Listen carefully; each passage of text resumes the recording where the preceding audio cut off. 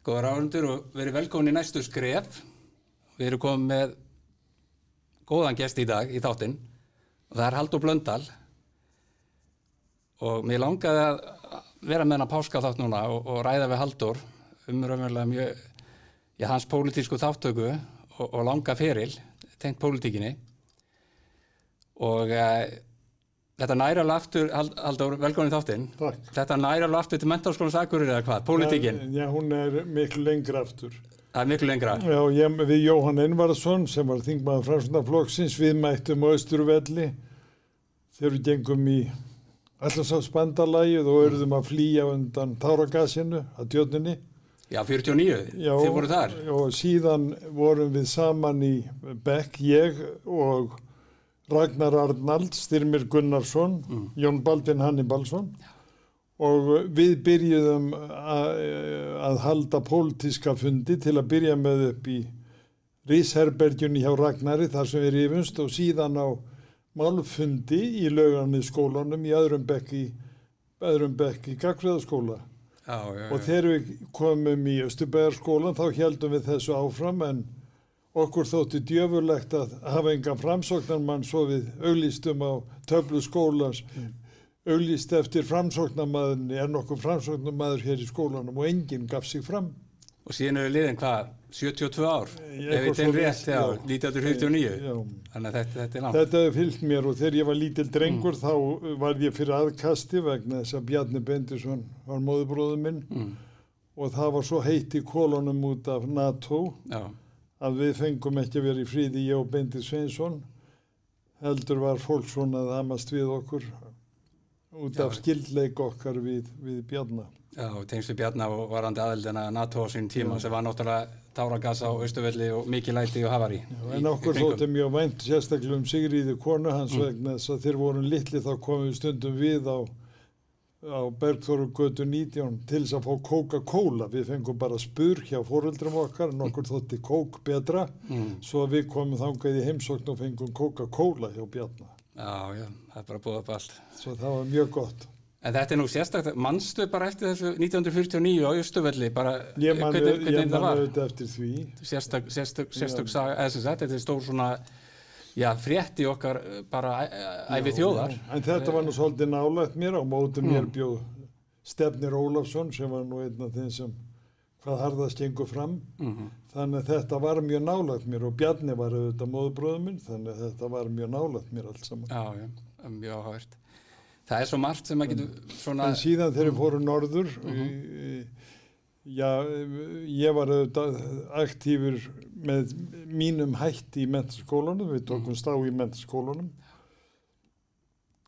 Ari vinur minn Jósefsson og Loftur Guttormsson voru harðastir vinstrimanna, Jóhann Páll Árnason. Jósef Þorgeirsson, síðar þingmaður Sjálfstæðisflokksins frá Akranesi, hann var glæsilegur ræðumaður og við fylgdum honum fast. Og var mikið rætt pólitík í Menntaskólanum Akureyri? Það hefur alltaf verið mikið rætt pólitík þar sem ég hef verið. Já, alltaf í kringum því að mann eftir mér. Já. En síðan ef við hlaupum aðeins áfram, 1961, þá ferði að sitja þingflokksfundi Sjálfstæðisflokksins. Já, málið var það ég fór í lögfræði og gerðist þingfréttaritari Morgunblaðsins. En á þeim árum var það þannig að þingfréttaritari Morgunblaðsins sat þingflokksfundi. Það var svo náið samband á milli Sjálfstæðisflokksins og Morgunblaðsins að það þótti rétt til þess að við getum fylgst með og getum túlkað málin með réttum hætti. Það var 1961 sem það byrjaði, þá var Ólafur Thors forsætisráðherra og þetta var auðvitað mjög eftirminnilegt. Og ég hef síðan setið á þingflokksfundi með öllum þingmönnum Sjálfstæðisflokksins sem síðan hafa verið kjörnir. Já, í 60 ár. Ég hef leyfi til að fara á þingflokksfund núna. Ég er orðinn latur við að gera það en ég er svona aðeins... Það kemur samt öðru hvoru. Ég kem einstaka sinnum bara til að halda þræðinum. Já, og núna í síðustu árin þá með eldri sjálfstæðismönnum. En það var mjög... Ólafur er náttúrulega einhver glæsilegasti ræðumaður sem ég hef kynnst. Það er margt eftirminnilegast frá þessum tíma. Ég hlustaði á Einar Olgeirsson mér þótti mjög vænt hann og því að hann og faðir minn voru miklu vinir. Og ég man að einu sinni stóð hann í ræðustól og steytti hnefan framan í Bjarna Benediktsson og Óla Thors og sagði þér villidýr í frumskógi auðvaldsins. Þetta er kjarnyrt. Þetta er kjarnyrt. Ingólfur Jónsson var náttúrulega mjög eftirminnilegur maður. Já, já. Og ég man að á þeim árum ef það var eitthvað flókið mál sem vafðist fyrir mér hvernig ég ætti að koma orðum að þá hugsaði ég hvernig myndi nú Ingólfur segja þetta. Já, já. Og þá opnaðist það fyrir mér. En það er líka merkilegt að hugsa til þess ef við frá 1961 í 60 ár sem við erum búin að setja með einhverjum hætti þá sem þingflokksfundi sjálfstæðismanna að þú raunverulega setið þingflokksfundi þar sem 8 af 9 formönnum sjálfstæðisflokksins hafa átt aðkomu. Já. Það er bara Jón Þorláksson svo fyrsti, svo er Ólafur Thors 27 ár, þannig að þú nærð svona alveg í lokin á hans tíma en síðan öllum eftir það. Þannig að þetta er líka merkilegt. Ef þú segir okkur aðeins frá Ég man eftir því þegar ég hitt Ólaði fyrsta skipti, þá var afi minn 70 og ég var þar og Ólaði var auðvitað boðinn þangað líka, þetta var haldið í ráðherrabústaðnum. Og þegar Ólafur þá sagði hann við mig, hvað ert þú að gera hérna strákur? Og ég svona sagði heldur veseldarlega, afi er 70 ára og þá kom séra Bjarni Jónsson mér til hjálpar sem olli því að ég held sérstaklega upp á séra Bjarni eftir þetta en hafði allan var að ná þegar minnst var Ólaf. Já, já. En hann var mjög hress og kom öllum í gott skap, Ólafur. Já. Og léttleikin yfir ræðumanns olli því hversu áhrifamikil ræðumaður það var. Já. Það náði vel til fólks. Já, náði mjög vel til fólks. Já. Það voru auðvitað mjög margir snjalli ræðumenn á Alþingi á þessum tíma. Einmitt. En svo tekur Bjarni Benediktsson við af Ólafi, sem formaður sjálfstæðisflokksins. Já. Þannig að og síðan bara reykur Jóhann Hafstein og svo framvegis. Já, þannig að þetta er sérstakt. Svo varstu starfsmaður þingflokks eftir að hafa verið á Mokkanum. Já. Og varst í einhver tíma. Allt þetta byggðist náttúrulega á því að ég nefndi ekki að vera í háskólanum. Já. Og það er náttúrulega raunaleg saga af því. Ég hafði tekið öll forprófin í lögfræði. Við hjónin fórum síðan orðið til Akureyrar og ég var þar í 2 ár held ég. Og meðan ég var í burtu þá var sett lög það að ef maður hélt ekki áfram innan 2 ára þá voru bara prófin þurrkuð út. Já. Svo ég var þá að byrja að nýju í lögfræðinni. Og þetta olli því, og ég olli því að ég held ekki ná mig áfram. Þetta var nú í raun svífriðlegt að gera þetta með þessum hætti. Já. Ég hygg að ég hefði unnið mál ef ég hefði... Reynt á. Reynt á því að ég sá ekki þessu auglýsingu. Sko. Já. Og þú hefði nú ekki verið sáttur við þetta? Nei, ég var mjög ósáttur. Já. Vegna þess að þegar ég lauk prófunum þá hafði ég rétt á því að taka mér námshlé. Já. En það var þannig að ég hygg að háskólinn hafi ekki haft heimil til að gera þetta. Já. En þetta var mér allt til góðsins og allt í lífinu. Já, nákvæmlega. Þannig að þetta er... Ja, Halldór, síðan verður þú þingmaður 1971 og hvernig kemur það til í þessu ferli? Ég var hættur öllum afskiptum af pólitík og var fluttur suður og við Kristrún varum þar í rólegheitum og þá hringdi síminn og það var Páll Þór Kristinsson á Húsavík, hann var nú svolítið hrekkjóttur og hann sagði mér að uppstillingarnefnd hefði orðið sammála að bjóða mér 3. sæti á lista Sjálfstæðisflokksins. Og ég sagði Pál, ég átti nú vonað að hringja mér, þú hringja nokkuð seint, sagði ég við hann. Auðvitað er ég tilbúin til þess að gera það og svo heldur það áfram að tala eitthvað. Og ég fór svo inn og sagði Rúna Páll Þór hefði verið að gera að til mér. Og skömmu síðar hringdi síminn og það var Jón Ármann Árnason og bara upp í sama erindi. Svo að þá vissi ég að þetta var alvar og ég sagði honum að ég yrði að fá að tala við konu mína, ég yrði að fá að tala við Magnús Jónsson og ég yrði að fara norður til að athuga hvort mér fyndist vera, fyndist fólk vilja fylgja mér ef ég gæti kosta mér. Og hann féllst á það. Við hjónin redduð þetta síðan. Ég fór svo að hitti Magnús niður í fjármálaráðuneyti og sagði hann þetta og Magnús sagði, ég hef ekki heyrt þetta. Ég sagði, nei, ég er að segja þér það. þá þagði hann stund og sagði, þú ert nógu greindur til að verða þingmaður. Ég sagðist það verið þingfréttaritari nógu lengi til að vita það. Já. Og svo sagði hann andartak og sagði, já Halldór, ég sagði hann ég myndi fara norður til aðra hvort mitt frambúð heiljómgrunn. Og hann sagði, já farðu norður Halldór. Og hann samþykti það. Svo fór ég norður og fór kjördæmið. Og undirtæktir voru því líkar að ég gaf kost á mér. Er þá Magnús Jónsson, hann leiði þarna listan, er fjármálaráðherra og hver var þá í öðru sæti? Hverju voru á listanum? Manstu? Jónas Hrafnar. Jónas Hrafnar var já. Einmitt. Það var Magnús Jónsson, nei þegar þetta er komið. Já, 71. Nei, þá var, það er Lárus Jónsson. Lárus Jónsson, já. Jónas var hættur, það var Lárus Jónsson. Já, einmitt. Og ég fór þá í 3. sætið. Já. Og það í kosningunum 71. Já, þetta er svolítið svona... Já.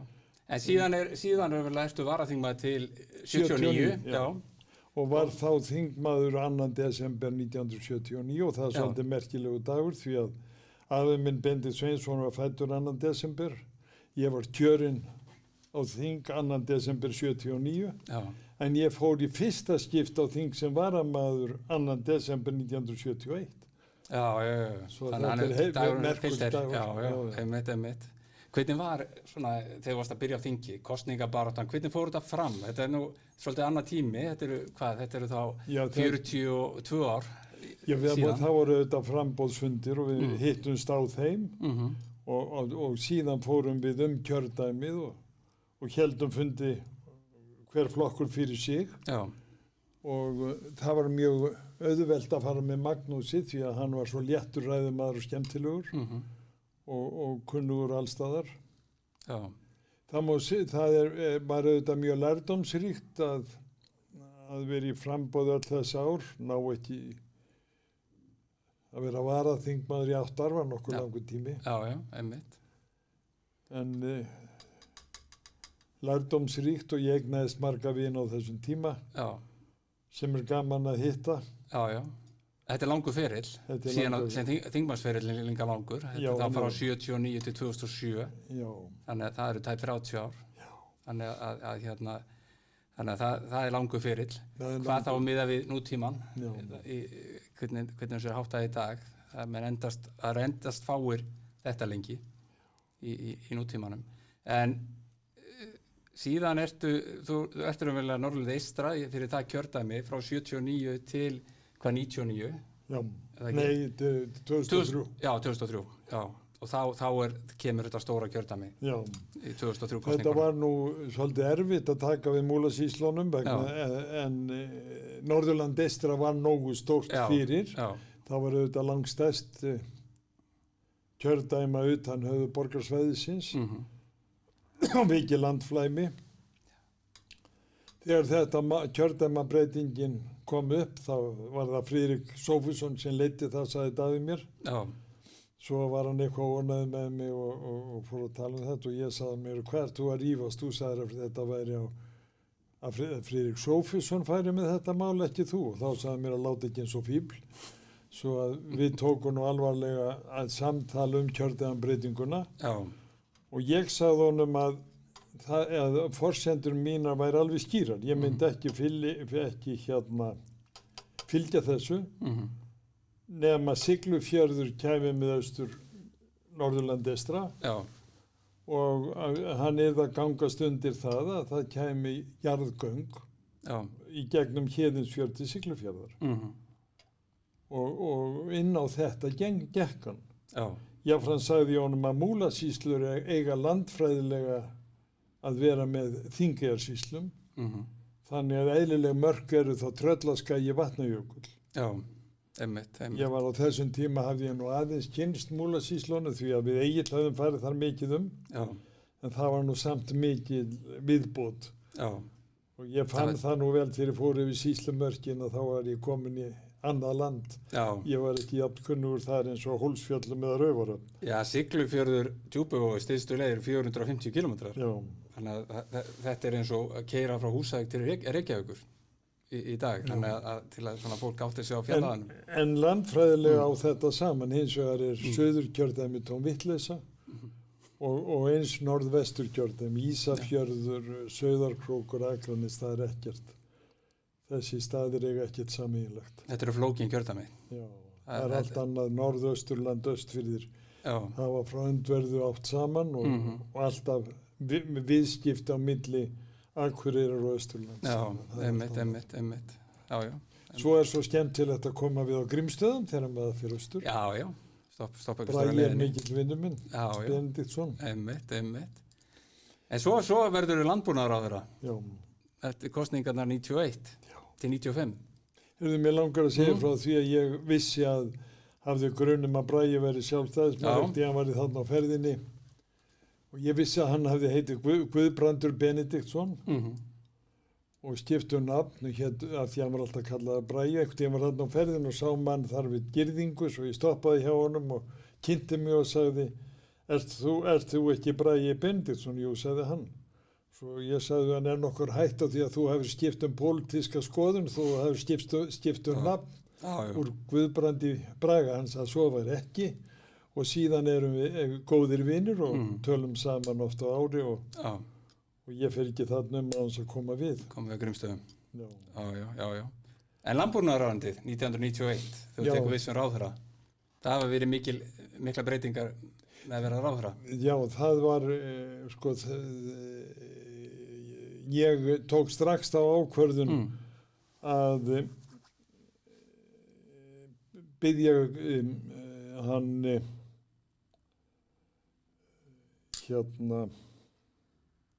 Sigurgeir að verða minn aðstofamaður vegna þess að við þekktumst áður og ég vissi að hann var allra manna kunnugastur og gaf góður ráð, var hreinskiptinn og raunsær. Og ástæðan fyrir því hversu vel mér gekk sem landbúnaðarráðherra auðvitað svo að ég var hlýðinn og góður og leitaði ráða hjá Sigurgeir. Já, varstu til friðs? Já, var til friðs. Það eiginlega skýringin á því, en það var mjög skemmtilegt að vera landbúnaðarráðherra. Það kynntist mörgu fólki og nýjum sjónarmiðum. Ég hafði verið 8 ár í sveit í Litlu Sandvík í Flóa. Það var mjög skemmtilegt. Fyrsti traktorinn kom þangað 1945 haustið. Mjaltavélar 46 og svo framvegis.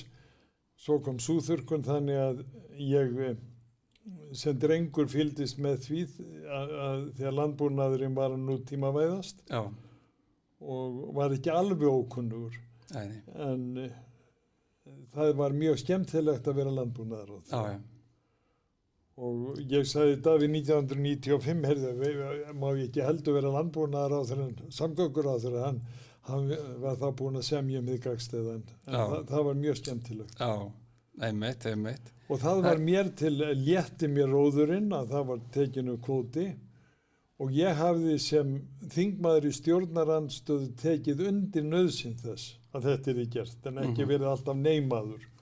Þannig að ég var trúverður fyrir vikið að ég skildi nauðsynina jafnvel í stjórnarandstöðu.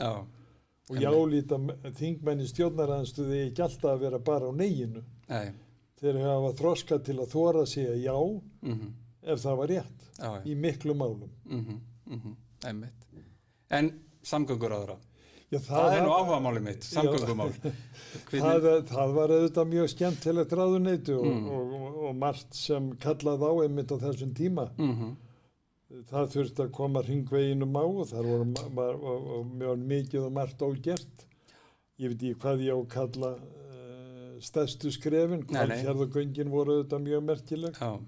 Það var auðvitað stórkostlegt að koma vegi yfir nútímalegum vegi yfir austur á land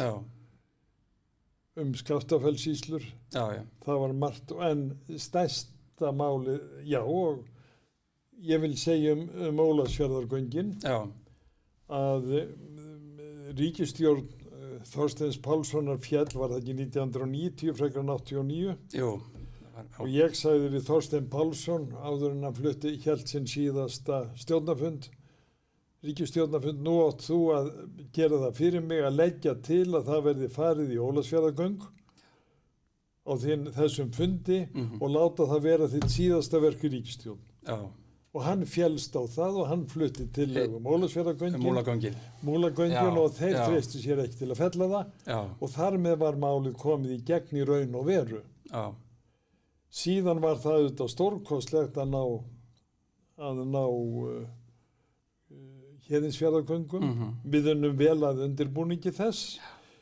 Bæjarstjórnarmenn Siglufjarðar og Ólafsfjarðar komið sér saman að sameina kaupstaðina leið og göngin kæmu. Við áttum fund með Davíð Oddssyni norður í Ólafsfirði og fórum yfir þessi mál. Og þetta var eina forsendunum fyrir því ég gekk inn á kjördæmabreytingunni eins og ég sagði áðan. Já. Og ég álít að þetta hafi verið bara einhver merkilegasta framtak í byggðamálu sem hefur verið gert hér á Íslandi. Því að það gjörbreytti alveg Eyjafirðinum. Gjörbreytti Eyjafirðinum. Bæði Ólafsfirði og Siglufirði líf sem áður voru endastöðvar.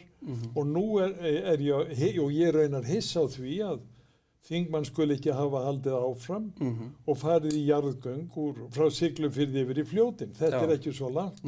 En þetta er alveg bráðnauðsynleg framtíð. Já. Nú erum við að ræða það mikið. Það eru 5,2 kilometrar að koma sér út við Ketilás og inn á Siglufirði yfir. Þannig að það er umræðum það mitt. En hins vegar var, þegar ég var samgönguráðherra þá lá fyrir tillaga frá Helga Hallgrímssyni í Vegagerðinni að göng yrðu gerð frá Norðfirði til Seyðisfjarðar og síðan upp úr Mjóafirði upp á Hérað og þetta er tengt með þeim hætti.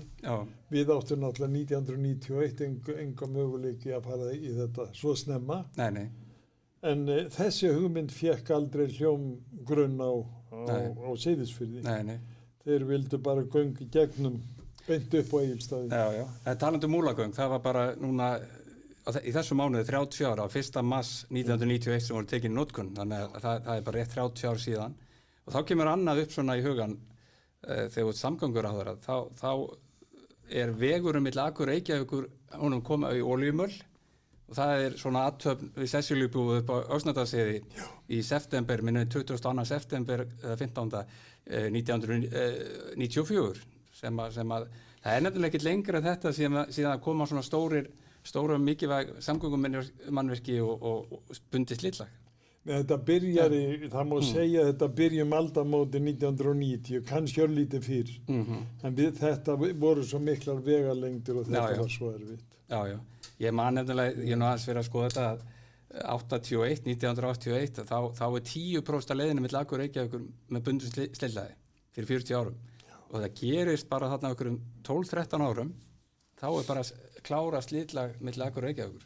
Þannig að þetta er ekki lengra. Nei, ekki. En það er svolítið athyglisvert að þeir í Norðurlandi vestra, þeir voru svona svolítið tregir til að sameinast okkur akureyringunum og vegna þess að þeir vilja auðvitað Sauðárkrókur sé miðstöð og þeir horfa til suðurs. En áttur austfirðingarnir til Eyjafjarðar. Já, einmitt. Þess vegna er þetta eðlileg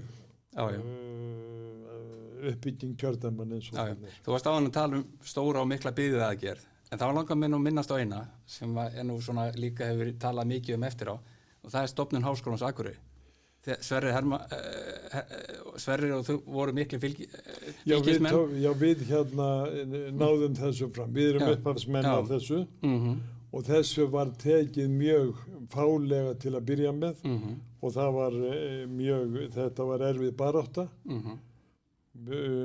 Og ég man eftir því að Gauti Artúrsson læknir, hann kom til mín og sagði að hjúkrunardeildir það verið við háskólan, hjúkrunarfræði og ég tók það mál upp eftir Gauta og fór síðan að ræða þetta við hjúkrunarkonur og það var mikil tortryggni á að það verið hægt að kenna hjúkrunarfræði fyrir norðan. Ég benti á að það verið deildastift sjúkrahús og svo framvegis.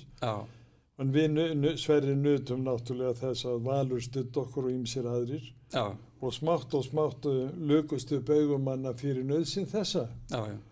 Og ég álít að það hafi verið okkur mikið lán að Sverrir skildi fá Harald Bessason til að verða okkar fyrsti rektor. Heim frá Kanada. Já.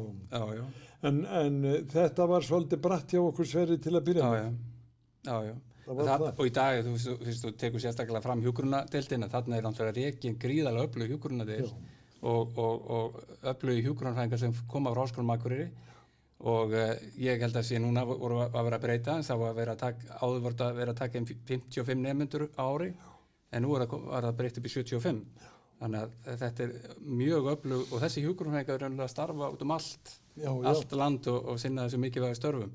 Þannig en það er svo margt að tala Háskólann. Hann 34 ára gamall, það var svona vígður eða hvað segir við, það hóf starfsemi 1987. Þannig að á næsta ári 35 ár og nú bara frá fyrir 2-3 árum að þá byrjaði doktorsnám við Háskólann. Þannig að 2000 og ég var nú með rektor Háskólans í Vitali hjá mig bara nú daginn og ég held hann hafi sagt að það væri 2600 nemendur í dag við Háskólann Akureyri. Þannig að gríðarlega öflug og mikilvæg stofnun fyrir alla landsbyggðina og allt landið.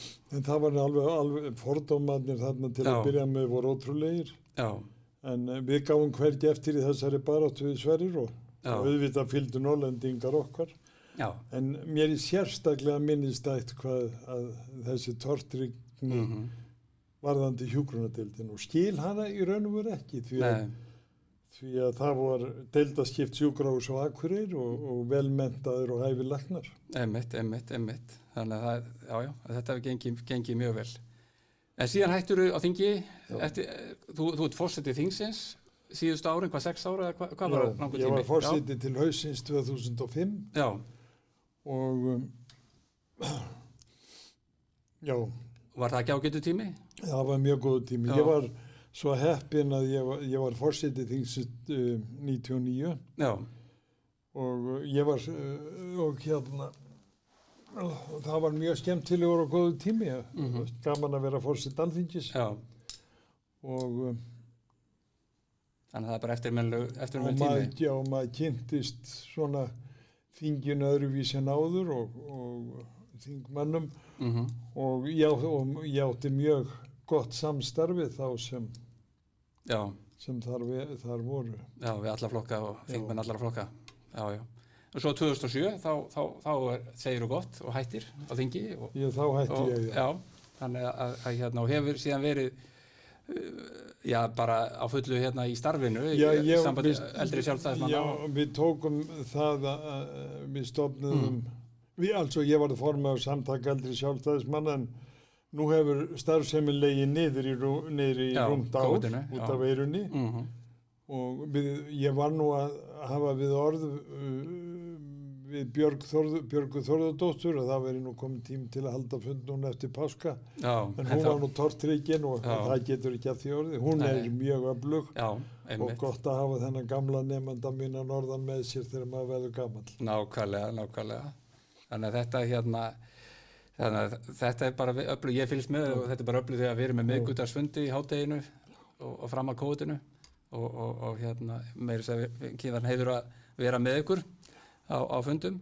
En hvað svona eitt kannski 1999 þá vinnur kosningasigur í kjördæminu fyrir norðan og þá verður þú vel fyrsti þingmaður eða efstur ekki var það 99 já, ég held að það hafi verið 99 minni mig, já þannig að það hefur svona já, það er 99 já, þá var ég fyrsti þingmaður kjördæmis það er auðvitað mjög allt öðruvís að berjast sem þingmaður og eftir að maður verður ráðherra heldur en sem óbreyttur þingmaður það sem maður segir hefur meiri vigt og maður hefur á betri möguleika á því að ná málum fram og svo framvegis og maður verður bara að gæta sín að lofa ekki á miklu og kosningunum þær voru mjög skemmtilegar kosningarna 99 við Sigurgeirunum auðvitað mjög vel saman. Ármann Ólafsson hann var mín hjálparhella í þeim kosningum og kosningastjóri sem nú bæjarstjóri í Kópavogi og bjóð til skemmtilegt svona spjald sem ástóð vinir Dóra. Einmitt.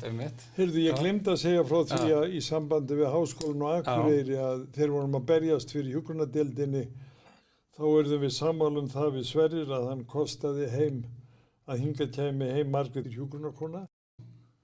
Hún kom heim og tók að sér að leiða þá deild. sem hún gerði af miklum dugnaði og skipti miklu máli fyrir háskólan. Já, taka þessi fyrstu skref í svo öflugu deild. Já. En já, þessum kosningum, það var mjög gaman að vera í þeim. Líka vegna þess að það gekk betur í samgöngumálunum og það hafði meiri möguleika en áður til þess að ná hlutum fram. Ná hlutum fram og stytta leiðir og varanleg gatnagerð var komin. Já. Herru Halldór, ég held að við séum bara búin með tímann. Þetta er búið að vera mjög skemmtilegt að fá að hlaupa með. Þetta er, eins og við segja, þetta eru 60 ár í svona með þingflokknum og ennþá lengum með Jón Baldvin og Styrmi og Ragnar Arnalds í skólanum í gamla daga. En bara þakka kærlega fyrir að koma í þáttinn. Takk. Takk.